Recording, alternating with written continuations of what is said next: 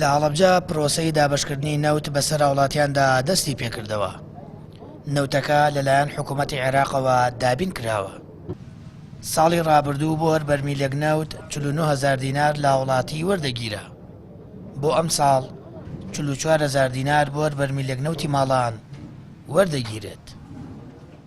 ڕۆژی تەنکەرێک نەوتمان ئەگاتە دەست هەفتەی ڕۆژێ دابەشکردن نەکەین 216 لیترین بە هاوڵاتی بە بڕی 44,000 دینار. شێوازی دابەشکردنەکەشی لێرە ئێمە کردومانە بە سیستەمی بایع لە بەرەوەی نەوتەکە هەفتەی ڕۆژێکە بۆی وەسە و قەرەباڵقی دروست نەبێ. ئەو بایعانێکی ئەلانیەکەی نەو ڕۆژە تەنها کارتی ئەو بایعانە ئیشەکە. بایعەکە هەر شوێنێکی بێ ئێمە نەوتی بۆ بینەوە لەوێ دابەشکردنی نەوتی ئێنەوە نەوتەگەینە دەست هاوڵاتیەکە.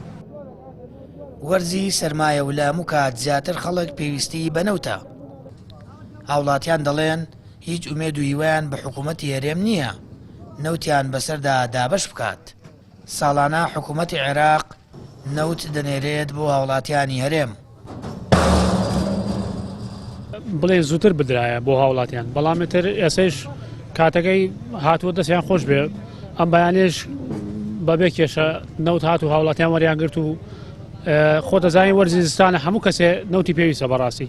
یعنی ئەبووە حکوومەتی هەرێمیش بێ لە حکوومەتی عێراق ئەویش نەوتی دابەش کردایە و بەسەر هاوڵاتەکانی خۆیان.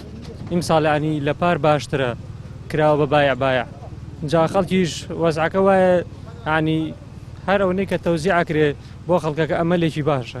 وەڵای ئیتر هیچ ئەمەلێ نەماوە لە خەڵکۆ، ینی ئەو ئەمەلەی خەڵگەیەتی زیاتر ئەو ئەمەلەی کە خەڵک ماوێتی زیاتر چاوی لە حکوومەتی عێراقێتە لە حکوومەتی هەرێم بۆ دابەشکردنینەوە، چونکە ئەو ینی باشترە لە هەموو ڕێکۆ باشترە لەگەڵ ینی لە کاتی خۆیانەوە تەوزیعکات.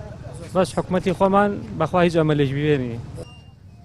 دابەشکردنی نەوتی ماڵان لە هەڵەبجە بەپێی خشتەیەک بەڕێوە دەچێت کە هەفتەی یەک جار و بەپێی بریکارەکانی خۆراک دەبێت. بەپێی زانیاریەکانی پەیام بۆ ئەم ساڵ حکوومەتی عێراق 1,250,000 لیتر نەوتی بۆ سنووری پارێزگای هەڵەبجە تەرخان کردووە. سامەر فەتاح، کەناڵی ئاسمانی پەیام، هەڵەبجە.